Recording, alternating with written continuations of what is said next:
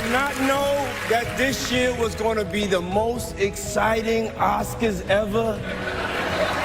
Okay, Will and Chris, we're going to solve that like family at the gold party. Okay? But right now, we're moving on with love. Everybody make some noise. No cameras were rolling. No headlines warned us. No leaks spoiled what was coming. When Dwayne "The Rock" Johnson stepped into that federal courtroom, the world thought it was seeing just another celebrity walking in to support a friend or maybe offer a character statement. But that's not what happened. He wasn't smiling, he wasn't waving, he wasn't The Rock. He was just a man, shoulders heavy, eyes hollow, about to speak a truth he had buried for nearly 2 decades. There were no notes in his hand, no lawyers coaching him from behind. Just silence and the weight of everything he was about to say. And when he opened his mouth, everything changed. The courtroom didn't just go quiet, it froze. Because what he said didn't just name names. It shattered illusions. It peeled back the glitz of Hollywood and showed something darker.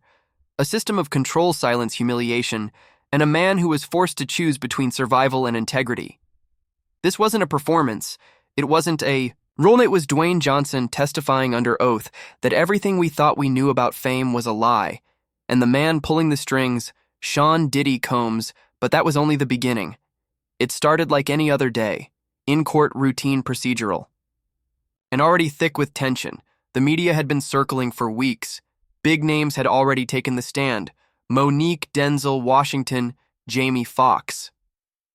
Each testimony sent ripples through the industry, but no one expected what came next. There was no warning, no leaks, no whispers in the hallway. Just the sudden creak of a side door swinging open and Dwayne Johnson walked in. The air in the room shifted. Not just hush, edit broke. The man who entered wasn't the polished superstar who dominates red carpets or electrifies arenas. This wasn't The Rock. This was Dwayne Ale, drained and visibly shaken. His trademark confidence was nowhere to be found. His walk wasn't bold, it was burdened. Even his brow, famous for its theatrical arch, was drawn. Low not in defiance, but in pain. Seated at the defense table, Diddy turned, his posture stiffened. His lawyers leaned in, whispering rapidly, clearly blindsided. Prosecutors exchanged glances. They had kept this witness under wraps, and now everyone understood. Why? This wasn't just testimony. This was a cultural shift happening in real time. Dwayne didn't head straight to the stand. He paused, planted his hands on the rail, looked at the judge. "May I say something before we begin?" The judge nodded. He turned not just to the jury, but to everyone. "I don't want to be here, but I have to be. I've lived with something that's eaten away at me for almost 20 years, and the truth is I'm still scared, but I'm more scared of what happens if I stay silent." No one moved. He was sworn in, slowly sat down, cleared his throat. The courtroom, already on edge, leaned in as he spoke again, this time quieter, rawer. "You all know me as The Rock, the guy who never breaks, but I'm about to break. Now, and I need everyone in this room to understand, what I'm about to say isn't just about Sean Combs, it's about how he got away with it for so long." The words hit like a thunderclap. Gone was the performer. Gone was the persona. What remained was a man preparing to dig into the darkest part of his past. And in that moment, the trial was no longer about legal strategy, it was about truth, raw, terrifying, and finally unleashed. The year was 2001. Dwayne Johnson had just broken through the glass ceiling of professional wrestling. The Scorpion King was about to hit theaters and Hollywood was opening its doors. Just barely. He was hungry, determined, and wide-eyed. But fame at that level doesn't come with a manual. And sometimes the people who offer to help you rise are the ones waiting to own you. That's when Diddy entered the picture. Not with a contract, not with a camera, with an invitation. He came off like a mentor, Dwayne told the jury. Like a guardian angel, a man who knew everyone had pull everywhere and could open any door I wanted. He said, "Let's talk off the record, I thought it was business." At first, it was the invitations were subtle industry mixers, small elite gatherings in LA and Miami. Nothing wild, no rumors, just flutes of champagne, low lighting, familiar faces, casting directors, producers, agents, the who's who of the entertainment world. Everyone seemed to orbit around Diddy like he was the sun. But over time, Dwayne continued. The vibe shifted. It stopped feeling like networking.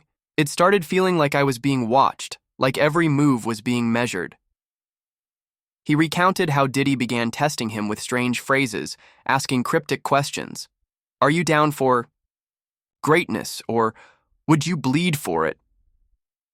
At first, Dwayne laughed, thinking it was bravado, just another eccentric millionaire playing games, but the tone never broke. And then the requests started. They weren't illegal. Not at first, just odd. One night he told me to come to a house in Bel Air at exactly 2:13 a.m. No explanation, just a text. This is where real decisions get made. Dwayne arrived. No one else was there, at least not at first. For over an hour he sat alone in silence. Then one by one, men in black suits filed in, sitting around him without saying a word. No smiles, no introductions, just stillness.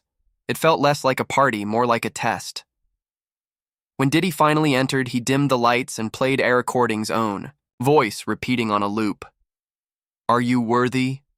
Are you ready? Will you eat what I feed you? Dwayne paused on the stand. I told myself it was art, just some twisted motivational thing. But deep down, something was wrong. I could feel it, and I ignored it anyway. He looked down. That was my first mistake. There are things that even the strongest men carry, like a curse, moments too grotesque to speak aloud, even in private. For Dwayne Johnson, that moment came the night he agreed to meet Diddy. At a private location just outside Los Angeles, he was told this could be the meeting that changes your life. And it did, just not in the way he expected. I was blindfolded for the drive, he told the jury. The driver didn't say a word. When I asked where we were going, he turned up the music instead. When they arrived, two men in black suits escorted him into a candlelit room.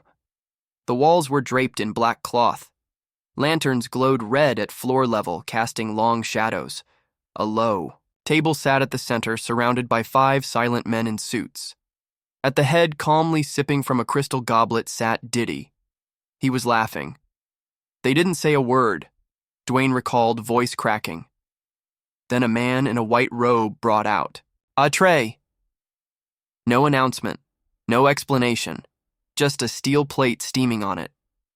Dwayne said were pieces of raw monkey brain wet, trembling and unseasoned. I froze. I thought it was a joke. I tried to laugh, but no one else did. Then Diddy leaned in. Everyone who's made it ate. Everyone who didn't vanished. Dwayne asked if it was a ritual, a prank, a test, but the door was locked. The room was silent. Then Diddy handed him a spoon. He said, Hollywood's not about talent, it's about obedience. At that moment, the courtroom saw something rare, Dwayne Johnson sobbing on the witness stand. Not for sympathy, but because for the first time in 2 decades, he was unburying something he had never told his wife, his friends, or even his therapist. I was scared, humiliated, alone. He lifted the spoon, bit down. I don't remember the taste, he said, trembling. I just remember the sound, the chewing, and the laughing. For 30 agonizing minutes, he sat at that table, being watched, being measured, being initiated. When it was over, Diddy stood and clapped, Welcome to level 2. Dwayne looked at the jury, eyes glassy. A part of me died in that room. Not because of what I ate, but because of what I gave up to. Eat it. And for the first time in the trial, no one breathed. Because this wasn't just a celebrity confession, it was a soul unraveling, one spoonful at a time. In the beginning, it seemed like air-treat chance to unplug, to step away from the relentless glare of the spotlight. But the isolation was the first crack in the facade. Celebrities were herded into remote locations, places so secluded that phones and any connection to the outside world were stripped away. No calls, no messages, no distractions, only the retreat itself and whatever strange rituals it demanded. The silence was broken by eerie chants, low and hypnotic, echoing through shadowed halls as if pulled from some ancient script. The words felt foreign. Strange affirmations repeated, over and over, bending the mind toward submission. "You are one with the light," they intoned. "You are chosen beyond the ordinary." It wasn't a networking event, it was something else entirely. Among those gathered were other celebrities' faces once, full of confidence and laughter, now hollow eyes darting nervously, their smiles forced. She watched them in quiet moments, their agitation palpable. Some paced in restless circles, others sat frozen, staring blankly as if caught in a waking nightmare. The isolation was amplifying their vulnerability, their distress visible beneath the carefully constructed public personas. Days stretched on with no clear end. Sleep became elusive. A battle waged each night against a rising tide of paranoia. Was someone watching? Were whispers about them spreading beyond the walls? The affirmations began to invade waking thoughts. Doubt crept in, gnawing at their sense of self. Was this the path to greatness or a trap? Each celebrity wrestled with the growing dissonance between who they had been and who they were becoming. The mental toll was undeniable. She felt it creeping in like a shadow restless nights, a sinking pit of anxiety that seemed to grow with each passing day. Self-doubt became a constant, companion whispering lies in the dark. You're not good enough, you're losing control. The retreat was breaking them down, not building them up. And then the truth settled in like a cold fog.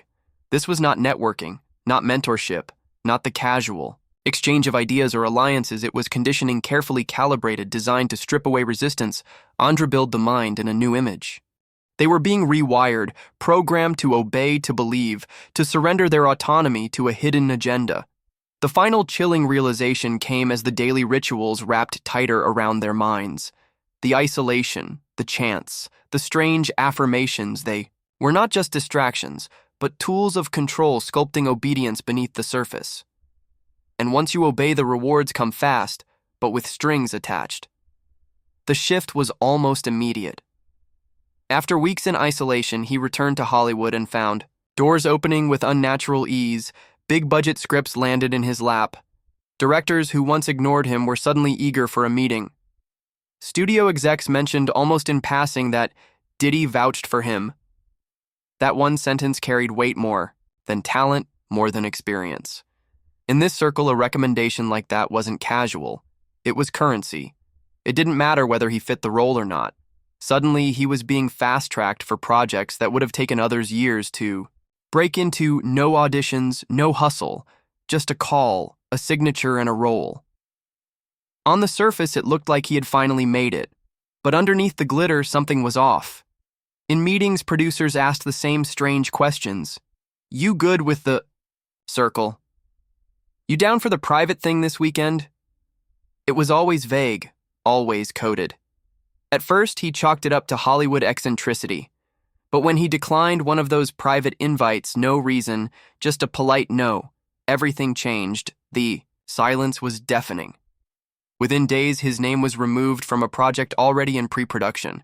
No explanation, no apology. Calls went unanswered. Emails bounced. Just days ago, they said he was perfect for the role. Now it was like he didn't exist. It wasn't talent they valued. It was loyalty.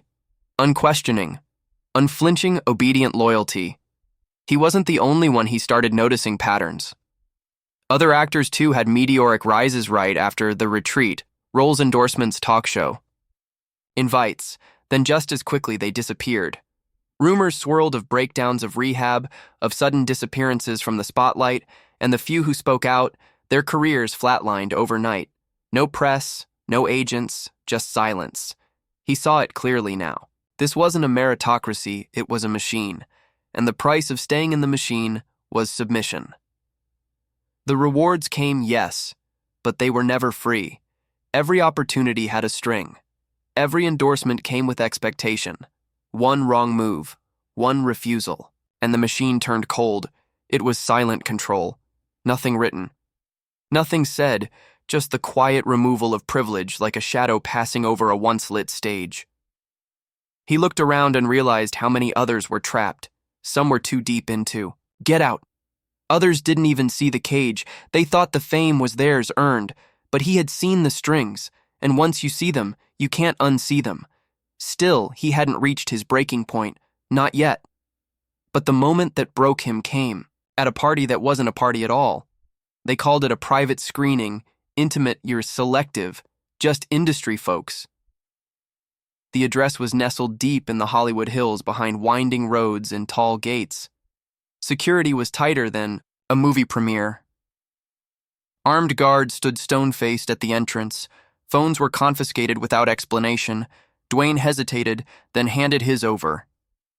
From the moment he stepped inside, he felt it, the energy. It wasn't excitement. It wasn't exclusivity. It was something colder. He was led through a sprawling mansion, dimly lit and strangely silent until he reached the main room. There was no projector, no screen, no seats. Instead, masked guests filled the space, their faces obscured by black and gold. Bees. The music pulsed low, rhythmic like a heartbeat. Laughter echoed from unseen corners, but it didn't feel real.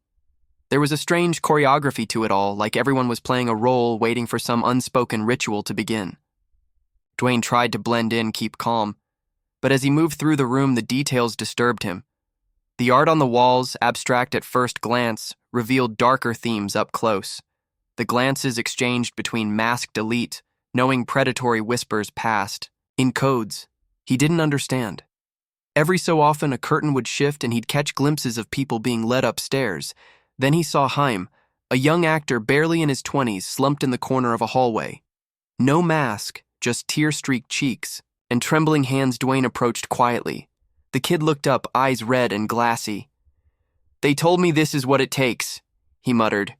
"If I say no, I lose everything." There it was. Raw, undeniable. Not a metaphor, not a rumor. This was the price of entry. The glamour, the roles, the magazine covers. It all had a hidden cost, and some paid more than others. Dwayne's stomach turned. He backed away, heart pounding, vision narrowing. Suddenly, every luxury in the room felt poisoned, every laugh a lie, every mask a warning he left before midnight.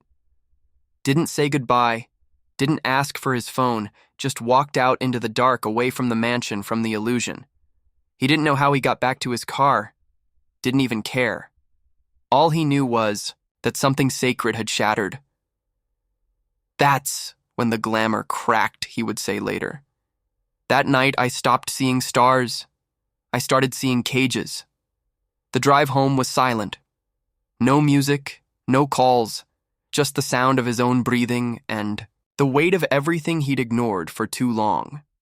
The mansion had shown him what lay beneath the red carpets and flashing cameras, and it wasn't gold, it was rot. And for the first time, he questioned everything he had built. For years, he said, nothing. Not because he didn't want to, but because he couldn't. The fear ran too deep. The threats weren't loud, they were subtle, surgical. A missed callback here, a canceled deal there. Executives who once called him family now dodged his name in meetings. It was never overt. That was the genius of it. The machine didn't scream, it whispered, and everyone who heard it understood what silence was worth. He watched others vanish before him, actors, singers, dancers, some with meteoric rises, others with modest fame, which disappeared after one thing: resistance. They declined an invite, questioned the wrong person, spoke out even once. Within weeks, they were gone. Projects pulled, agents disappeared, publicists refused to respond. The world didn't even notice they were missing. But Dwayne noticed. He kept a mental list, and every time he thought of speaking up, he'd see those faces and wonder if he'd be next. So he stayed silent. But the silence had its own cost. The anxiety came. First. Not the kind born of busy schedules or performance pressure, but something darker. A constant low hum of dread, like something was watching, waiting. He'd wake in the middle of the night, sweating, heart racing without knowing why he began to. Lose himself in the roles, unsure where the character ended and where he began. His identity blurred like a face in a fogged mirror, and then came the guilt. He remembered the crying actor at the party, the ones who didn't make it out, the ones who were still trapped. He had power now, maybe not as much as the puppet masters, but enough to protect someone, maybe enough to shine a light, but guilt alone wasn't enough. What finally broke the dam was her Cassie Ventura. When the headlines broke when she filed her case naming names that had always lingered in whispers, something cracked wide open in him. She had nothing to gain and everything to lose. But she spoke anyway. Her testimony mirrored everything he had seen behind closed doors. The coercion, the manipulation, the psychological warfare disguised as opportunity. It lit a fire in him. She was the first domino, and he would not let her fall alone. He made the call. Lawyers, statements, depositions. He didn't care about the consequences anymore. The guilt was heavier than any blacklist. The truth was louder than the fear. And if the industry wanted to punish him for speaking up, so be it. At least this time he would be punished for something real. And then came the final blow he faced. Diddy directly. He didn't imagine it would ever come to this. Years of avoidance of veiled nods at parties and tight-lipped exchanges in studio lobbies, all undone in one meeting. No lawyers, no assistants, just Dwayne and Diddy face-to-face in a quiet, sterile room where the air felt too still to breathe. Diddy leaned back, calm, unreadable. That same charm he'd always worn like armor. The same smile that had launched empires and buried careers. For a long moment, neither man spoke. Then Dwayne did. "You don't get to define my legacy," he said, voice steady. "Not anymore."